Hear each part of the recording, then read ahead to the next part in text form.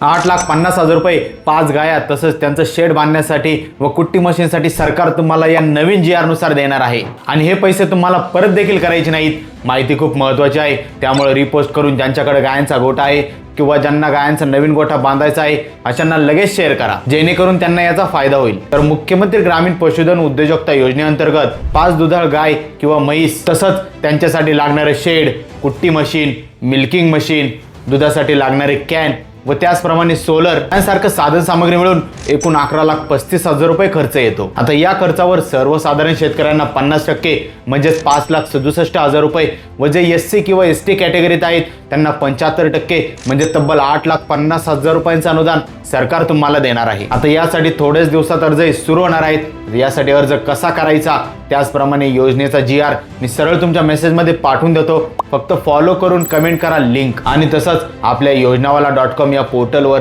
व आपल्या व्हॉट्सअप चॅनलवर याची सविस्तर माहिती दिलेली आहे, त्यामुळे आपल्या पोर्टलला व व्हॉट्सअप चॅनलला लगेच व्हिजिट करा व व्हिडिओ जास्तीत जास्त शेअर करा, जेणेकरून कुणाला तरी याचा फायदा होईल।